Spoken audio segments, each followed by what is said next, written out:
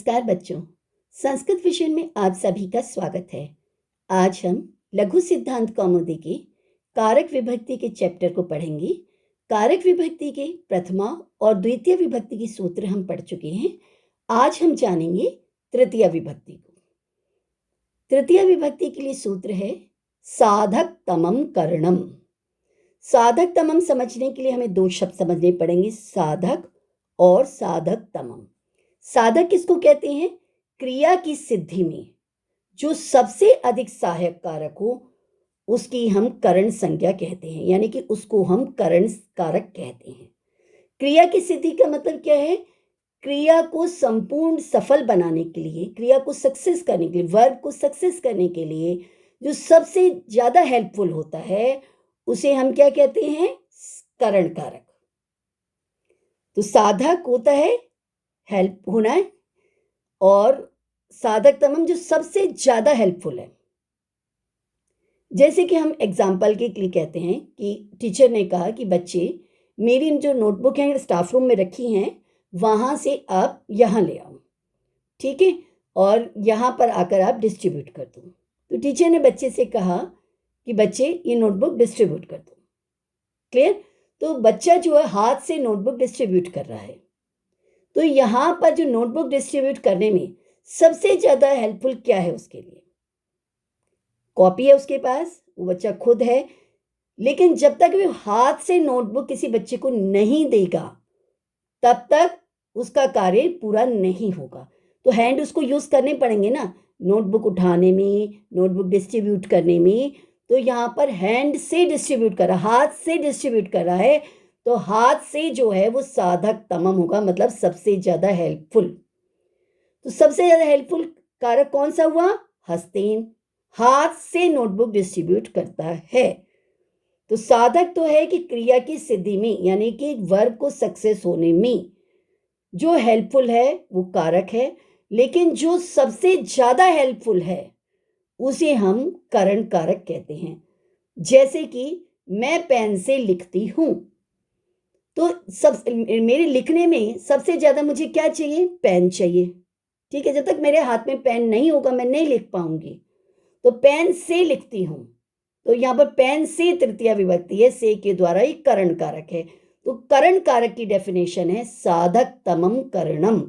क्रिया की सिद्धि में, यानी कि क्रिया को सफल होने में, क्रिया को सक्सेस करने में, वर्ब को सक्सेस करने में जो सबसे अधिक सहायक कारक होगा उसकी करण संज्ञा होती है, यानी कि उसको करण कारक कहते हैं। फॉर एग्जाम्पल, बालकः द्विचक्रिकया गच्छति। बालक टू व्हीलर से जा रहा है। एनी टू व्हीलर, जिसके भी टू व्हील्स होंगे उसे हम द्विचक्रिका कहेंगे, ठीक है। और जिनके थ्री व्हील्स होंगे हम त्रिचक्रिका कह देंगे। चक्रिका, आ की मात्रा आई ना बच्चों, तो इसलिए स्त्रीलिंग शब्द हो गया। बालकः द्विचक्रिकया गच्छति। अब द्विचक्रिकया में हमने तृतीया विभक्ति क्यों लगाई? क्योंकि साधक तमम, टू व्हीलर उसके पास नहीं होगा तो कैसे जाएगा, ठीक है, लेट हो जाएगा ना। तो बालक टू व्हीलर से जा रहा है, तो बालकः द्विचक्रिकया गच्छति। तो इसमें करण कारक क्या है? द्विचक्रिकया। तो साधक तमम क्या है? द्विचक्रिकया। जैसे सा नासिकया जिघ्रति, वह नोज से स्मेल करती है। नोज होते हैं ना स्मेल करने के लिए, बॉडी पार्ट्स में से आईज, नोज, ईयर, ऐसे नोज है जिससे हम स्मेल करते हैं। तो वह सूंघता है, वह सूंघती है। तो वो गर्ल जो सूंघ रही है, तो सूंघने के लिए सबसे ज्यादा उपयोगी क्या चीज है उसके लिए? बॉडी पार्ट्स में क्या है जिससे वो सूंघेगी? Very good, knows.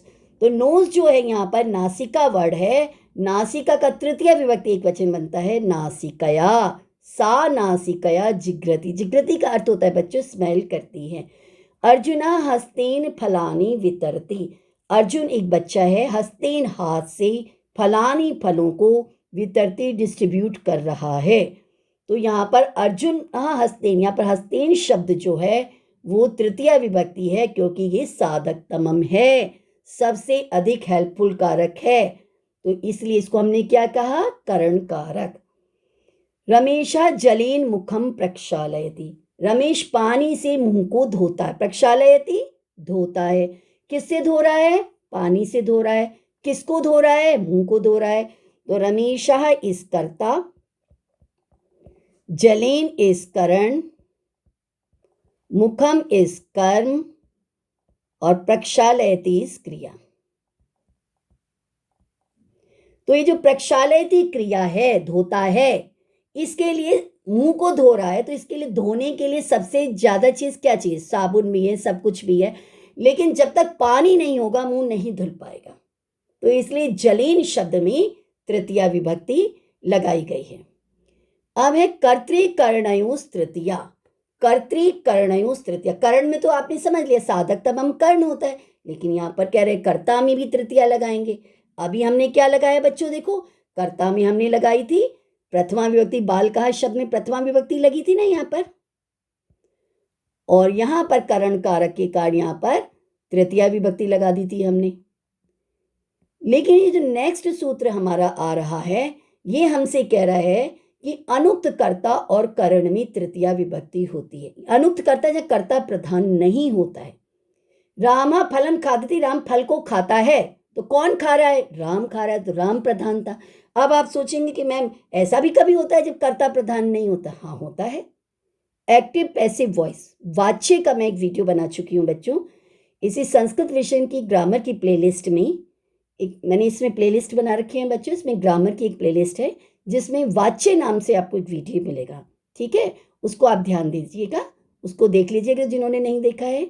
Active voice होती है और एक पैसिव वॉइस। इंग्लिश में आपके 2 वॉइस हैं, लेकिन संस्कृत में 3 वॉइस होते हैं, कर्तृवाच्य, कर्मवाच्य और भाववाच्य। कर्तृवाच्य में कर्ता प्रधान होता है, लेकिन कर्मवाच्य में कर्म प्रधान होता है, कर्ता प्रधान नहीं होता है। जैसे for example, I write a letter, इसमें आई मैंने, मैं लिख रहा हूं। कौन लिख रहा है? मैं लिख रहा हूं। और एक है मेरे द्वारा लेटर लिखा जा रहा है। मैं लेटर लिखता हूं, मेरे द्वारा लेटर लिखा जा रहा है। द्वारा कौन सी विभक्ति हो गई? तृतीया। I write a letter, letter written by me, तो आई राइट अ लेटर आपका एक्टिव वॉइस हो गया, लेटर रिटन बाय मी तृतीय विभक्ति लग रही कर्ता में, क्योंकि ये पैसिव वॉइस है। तो बच्चों, कर्मवाच्य और भाववाच्य में कर्ता में तृतीया विभक्ति होती है। मैं लिखता हूं, मैं प्रधान क्या है? मैं कर रहा हूं, मैं कर रहा हूं, ये कार्य राम कर रहा है, श्याम कर रहा है। तुम पढ़ते हो तो तुम जो है वो करता है, ठीक है? लेकिन जब हम कहते हैं कि तुम्हारे द्वारा पढ़ा जा रहा है, तुम्हारे द्वारा लिखा जा रहा है, मेरे द्वारा पढ़ाया जा रहा है, तो इसमें अहम का भाव नहीं है। इसमें क्या है? कर्ता जो है तृतीया विभक्ति में पहुंच गया है। मेरे द्वारा, द्वारा कौन सी विभक्ति में आता है? कर्तानि कर्म को करण से के द्वारा। तो कर्ता यहाँ पर अनुक्त है, तृतीया विभक्ति में पहुंच चुका है। तो कर्मवाच्य और भाववाच्य में कर्ता तृतीया में होता है, और उसके लिए सूत्र क्या है? कर्तृकर्णयोस् तृतीया। अगर आपको एग्जाम्पल दिया जाए, रामेण हतो बाली, एग्जाम में आता है कई बार, और पूछा जाए कि रामेण में तृतीया क्यों लगी है, तब क्या आंसर होगा? कर्तृकर्णयोस् तृतीया। ये आप सूत्र लिख देंगे तो आपको पूरे नंबर मिल जाएंगे। रामेण, राम के द्वारा, हतो बाली, बाली मारा गया, ठीक है? तो के द्वारा कौन सी विभक्ति में आता है बच्चों? कर्तानि कर्म को करण से के द्वारा। तो यहां पर ये करण कारक है। करण कारक में करण में तृतीया विभक्ति लगती है। रामेण बाली हतः, राम के द्वारा बाली मारा गया। द्वारा कौन सी विभक्ति हुई? कर्तानि कर्म को करण से के द्वारा। तो जो कर्म वाच्य होता है और जो भाव वाच्य होता है बच्चों, उसमें कर्ता में तृतीया विभक्ति हो जाती है। जैसे कि मैं कहती हूं, बालः पुस्तकम पठति, बालक पुस्तक पढ़ता है, तो ये हमारा हो जाता है कर्तृवाच्य। कर्तृवाच्य में कर्ता प्रधान है, इसलिए यहां पर कर्ता में प्रथमा विभक्ति लगी है। लेकिन अगर मैं इसको कर्म वाच्य में डालूंगी या वाच्य में करेंगे, तो हम पहले करते हैं इसको कर्म वाच्य में, तो ये हमारा कर्म वाच्य होगा बच्चों। कर्म वाच्य में जब हम लिखेंगे तो हम क्या लिखेंगे? बालेन पुस्तकम पठ्यते, बालक के द्वारा पुस्तक पढ़ी जाती है। तो यहां पर जो बालीन शब्द है ये अनुक्त कर्ता है। अनुक्त कर्ता, कर्ता जो है अप्रधान है, अनुक्त कर्ता। बालीन पुस्तकम पठ्यते, यहां पर पुस्तक पढ़ी जा रही है, ये मेन है। पुस्तकम पठ्यते कर्म प्रधान है, यहां पर क्या पढ़ा जा रहा है? पुस्तक पढ़ी जा रही है। और यहां पर कर्ता प्रधानता, बालः पुस्तकम पठति, बालक पुस्तक को पढ़ता है, तो यहां पर कर्ता प्रधान है। तो कर्ता प्रधान होने पर कर्ता में प्रथमा है। और यहां पर बालीन शब्द में अनुक्त करता है, कर्ता प्रधान नहीं है। ठीक है, अनुक्त करता है, तो यहां पर अनुक्त कर्ता होने से कर्ता में तृतीया है। समझ गए बच्चों? आपको डिटेल में देखना है, इसको समझना है तो वाच्य नाम से मेरा एक वीडियो है, इसे संस्कृत विजन चैनल पर ग्रामर की प्लेलिस्ट में, उसे आप अच्छे से देख सकते हैं, तो आप बहुत अच्छे से समझ जाएंगे। कर्तृकर्णयो तृतीया, इस सूत्र से रामेण में कर्ता कारक और तृतीया विभक्ति हुई है। कर्ता राम बाण की सहायता से अपना काम पूरा कर रहा है, अतः बाणीन में साधक तमम कर्णम, इस सूत्र से करण कारक हुआ। बाली पद को कर्तुर ईप्सितम कर्म सूत्र से कर्म संज्ञा प्राप्त हुई। और जो कर्म कारक होता है ना बच्चे, तो उस कर्म कारक में कर्म में प्रथमा विभक्ति होती है। ठीक है, जो कर्तृवाच्य होता है उसमें कर्ता में प्रथमा होती है, कर्म में द्वितीया होती है और कर्ता के अनुसार क्रिया होती है। जो कर्मवाच्य होता है उसमें कर्ता में तृतीया होती है, कर्म में प्रथमा होती है और कर्म के अकॉर्डिंग क्रिया होती है। तो ये जो एग्जाम्पल है ये आपका कर्मवाच्य का एग्जाम्पल है, इसलिए यहां पर कर्ता में तृतीया है,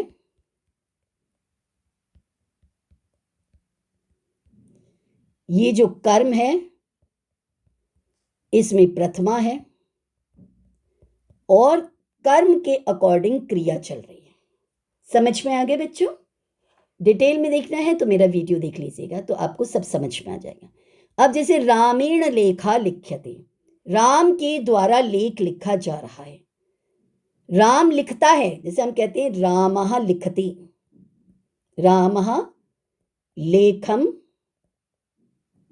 लिखति,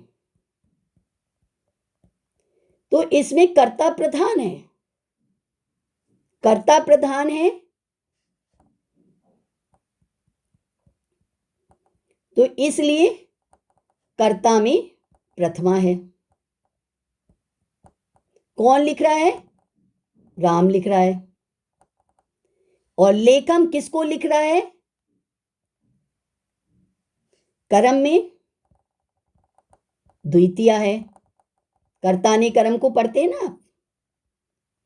और लिखती कर्ता के अनुसार क्रिया है, कर्ता के अनुसार क्रिया है। ये होता है हमारा कर्तृवाच्य। इस पैटर्न को हम कहते हैं कर्तृवाच्य। लेकिन जब हम कहते हैं रामेण लेखा लिख्यते, तो ये जो हमारे एग्जाम्पल हैं ये कर्मवाच्य के हैं। कर्मवाच्य में जो कर्ता होता है उसमें तृतीया विभक्ति होती है, कर्ता में तृतीया। कर्मवाच्य में कर्ता में तृतीया, भाववाच्य में भी कर्ता में तृतीया, क्योंकि यहां पर कर्ता प्रधान नहीं है। क्या प्रधान है? लेख। लेख लिखा जा रहा है, किस राम के द्वारा लेख लिखा जाता है। क्या लिखा जाता है? लेख लिखा जाता है, सुलेख लिखा जाता है।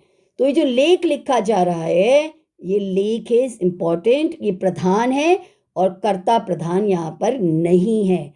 तो कर्ता प्रधान नहीं होता है तो कर्मवाच्य होता है, कर्ता प्रधान होता है तो कर्तृवाच्य होता है। तो इस सेंटेंस में कौन प्रधान है? कर्मवाच्य। तो जो प्रधान होता है उसमें तृतीया होती है। ठीक है, जो सीट पर बैठ जाता है वो अपने सारे रिलेटिव्स को सीट दे देता है। तो कर्मवाच्य में कौन प्रधान हुआ? कर्म। तो कर्म में क्या हो गई? प्रथमा विभक्ति, ये कर्म कारक है और कर्म में यहां पर लगी है प्रथमा। और कितने लेख लिखे जा रहे हैं? एक लेख लिखा जा रहा है, तो कर्म के अकॉर्डिंग लग गई यहां पर क्रिया। तो कर्म वाच्य में कर्म प्रथमा में होता है और कर्म के अकॉर्डिंग क्रिया होती है, लेकिन कर्तृवाच्य में कर्ता प्रधान होता है और कर्ता के अकॉर्डिंग क्रिया होती है। ठीक है, तो जो अनुक्त कर्ता होता है बच्चों, उसमें हम तृतीया विभक्ति लगाते हैं। तो ये जो रामेण है और ये जो मया है, ये क्या है? अनुक्त कर्ता। अनुक्त कर्ता मतलब अप्रधान कर्ता। तो यहां पर प्रधान क्या है? यहां पर प्रधान कर्म है। जलम, मया जलम पियते, मेरे द्वारा पानी पिया जाता है। क्या पिया जा रहा है? पानी पिया जा रहा है। क्या मेन बात कह रहे हैं राइटर? पानी। तो कर्म वाच्य में कर्म प्रधान है, कर्ता में जो कर्तृवाच्य में है कर्ता प्रधान है। तो जहां पर अनुक्त कर्ता होगा, कर्ता प्रधान नहीं होगा, वहां पर आप क्या लगाएंगे बच्चों? तृतीया विभक्ति। सहार्थी तृतीया, सह प्लस अर्थी है, अ प्लस आ जो है वो आ हो गया है। सह का अर्थ, सह होता है साथ। जहां पर भी साथ का अर्थ होगा, सह हो गया, साकम हो गया, सार्धम हो गया, वहां पर हम तृतीया लगाएंगे। जैसे रामेण सह, मित्रेण सह, मया साकम, सह साकम सार्धम, ये जहां पर भी आएंगे वहां पर तृतीया लगेगी। और समम शब्द भी आएगा तो भी आप तृतीया विभक्ति लगाएंगे। ठीक है, ये मैंने उपपद विभक्ति का भी एक वीडियो अपलोड कर रखा है ग्रामर की प्लेलिस्ट में, उसको भी आप देख सकते हैं। उससे भी आपकी काफ़ी डाउट्स क्लियर हो जाएंगे, मतलब मैंने बहुत डिटेल में समझा रखा है उसमें। तो सह हो, साकम हो, सार्धम हो, इनका मतलब होता है समान। सह साकम सार्धम समम, जो सह साकम सार्धम है इन सबका अर्थ समान है। समान मतलब सह, जो सह का अर्थ है वही साकम का, वही सार्धम का। सह का अर्थ क्या हो गया? साथ। तो यही साकम का भी है और सार्धम का भी मतलब है, समान होता है, समान। ठीक है, तो सह साकम सार्धम ये कहीं भी आएंगे तो ठीक है, तो जिसके लिए यूज हो रहे हैं उसमें हम तृतीया लगाएंगे। जैसे रामेण से, राम के साथ, सह का अर्थ क्या होता है बच्चों? साथ। तो जिसके भी साथ की बात हो रही है उसमें आप तृतीया लगाएंगे। और समम होता है समान। मित्रेण सह, मित्र के साथ। मया साकम, साकम का अर्थ भी साथ होता है, तो जिसके भी साथ की बात हो रही है उसमें आप लगा देंगे तृतीया विभक्ति। सह युक्ते अप्रधाने, सह साथ, साकम साथ, सार्धम साथ, योग में अप्रधान कर्ता का साथ देने वाले में तृतीया विभक्ति होती है।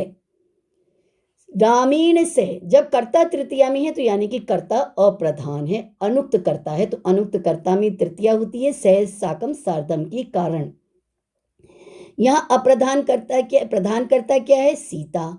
राम क्या है? अप्रधान कर्ता, अतः सह का योग होने के कारण राम में तृतीया विभक्ति हुई है। सीता रामेण सह गच्छति, तो सीता प्रधान है, सीता जा रही है। कौन जा रहा है? सीता जा रही है, तो प्रधान क्या हुआ? सीता। तो यहां पर सीता जो शब्द है वो बच्चों प्रधान करता है। सीता प्रधान कर्ता में आ गई, क्योंकि बात किसकी कही जा रही है? यहां पर सीता जा रही है। फिर पूछा जाता है किसके साथ जा रही है? राम के साथ जा रही है। तो यहां पर जो रामीण शब्द है वो अनुक्त करता है। अनुक्त करता कहते हैं अप्रधान कर्ता। स्ट्रेस किस पर दिया जा रहा है?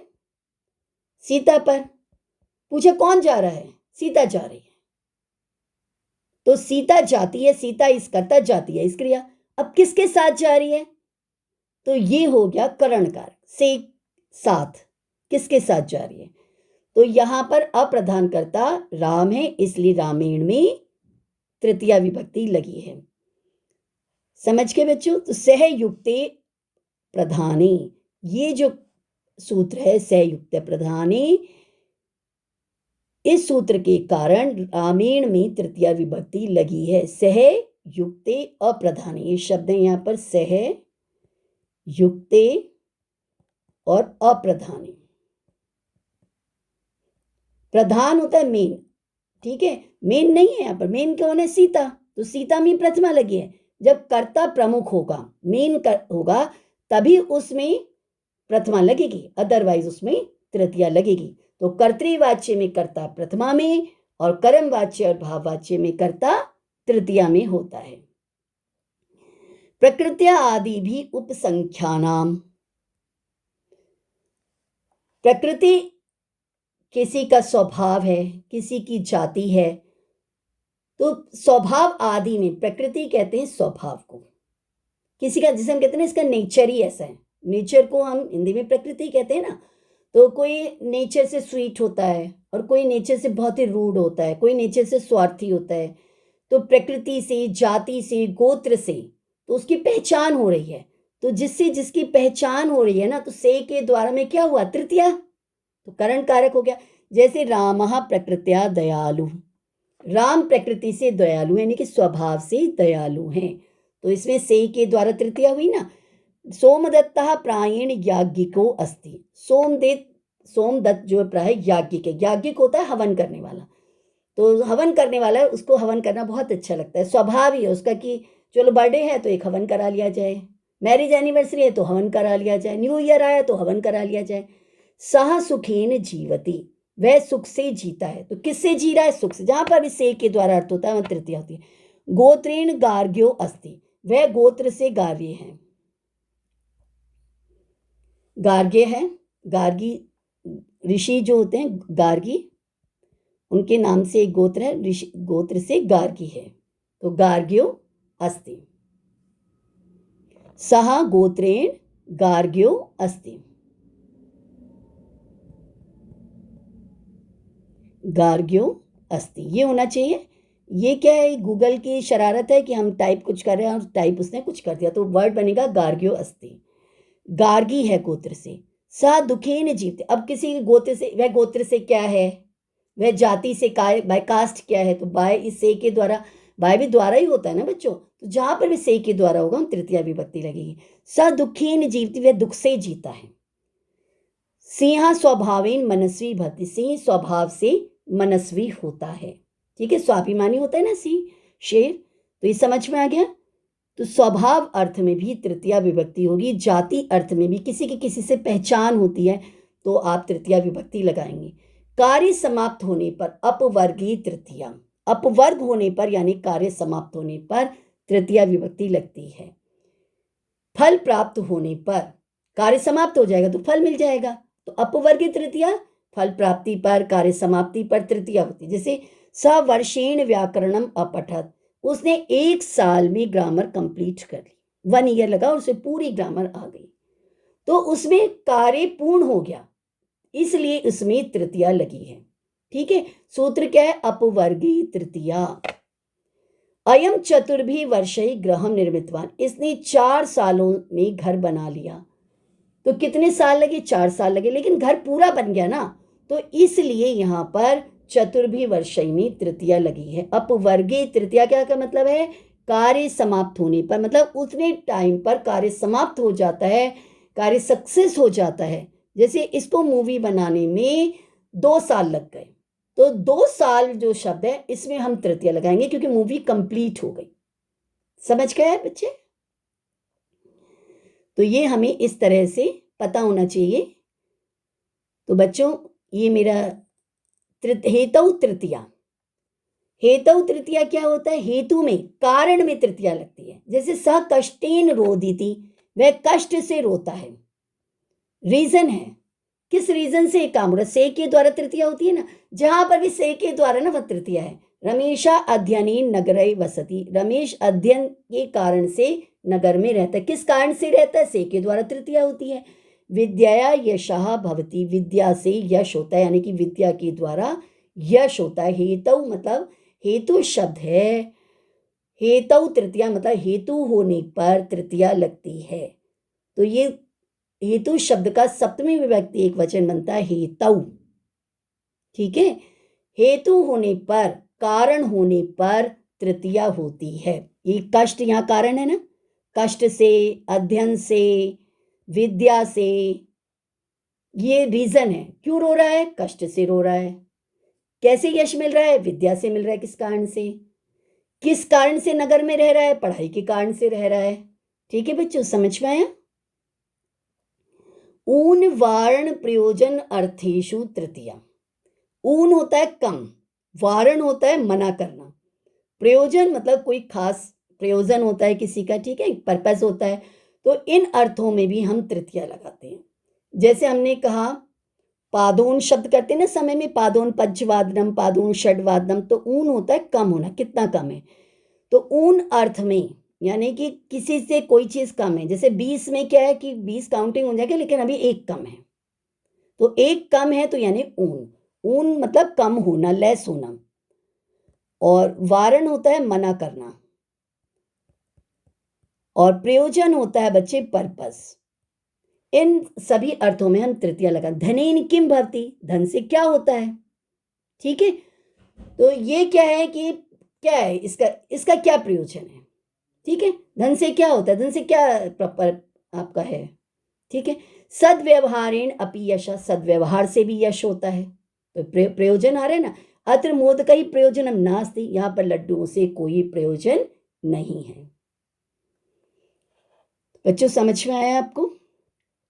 येनांग विकारः, येन मतलब जिससे, अंग विकारः, अंग विकार जो बॉडी पार्ट्स होते हैं उनमें जो विकार हो जाता है, जैसे हैंडीकैप्ड होता है कोई, कुछ होता है, तो जिस पार्ट से वो हैंडीकैप्ड है तो उसमें हम तृतीया लगाएंगे, उससे उसकी पहचान है। जैसे पादेन खंजहा, एक पैर से लंगड़ा है, खंज कहते हैं लंगड़े को, तो उसका एक पैर से लंगड़ा है यानी कि एक पैर ठीक नहीं है। कर्णाभ्याम बधिरा, उसके दोनों कान काम नहीं कर रहे हैं तो वो बहरा है। तो बहरे की पहचान किससे हुई है, उसके कानों से, कि कान नहीं है, कानों में जो हियरिंग पार नहीं है। और पादेन खंजा, पैर से लंगड़ा है तो उसका एक पैर ठीक से वर्क नहीं कर रहा है। तो जिससे जिसकी पहचान होती है, जिससे जिसका अंग विकार शो हो रहा है, उसमें हम तृतीया लगाएंगे। इत्थम भूत लक्षणे तृतीया, इत्थम भूत इस प्रकार से, लक्षणे पहचान होने पर तृतीया होती है। जिस लक्षण विशेष से उसकी पहचान होती है, जैसे सह चंदनेन ब्राह्मणः प्रतीयते, वह चंदन लगाने से ब्राह्मण लगता है। आप देखते हो ना मंदिरों में जो पंडित होते हैं और जो पुजारी होते हैं और जो फॉलोअर्स होते हैं, वो बड़ा सा माथे पर टीका लगाए होते हैं, ठीक है। तो आप उससे पहचान जाते हो कि ये फॉलोअर है इसका। जटा भी तापसा प्रिय, जटाओं से, जैसे राम की पिक में आप देखते हो कि राम के सिर पर जूड़े की टाइप से बना होता है, तो जटाएं बनी होती है ऋषि मुनियों की, तो जटाओं से वह तपस्वी लग रहा है। तो ये भी बेटा गूगल से हो गया गलत, वैसे होना चाहिए प्रतीयते। प्रतीयते प्रतीत हो रहा है, गैस हो रहा है, गैस वर्क क्या हो रहा है कि वह जटाओं से तपस्वी लग रहा है। सह पुस्तकेन छात्र प्रतीयते, अब कोई पिक दिखा दिया, पूछा ये कौन है, आपने कहा स्टूडेंट है। हमने पूछा कैसे स्टूडेंट, आप कहोगे पुस्तकेन छात्र प्रतीयते, क्योंकि उसके हाथ में बुक है। तो ये जो है ये लक्षण है, विशेष हैं, पहचान हो रही है जिस लक्षण विशेष से, तो उसको हम कहते हैं तृतीया।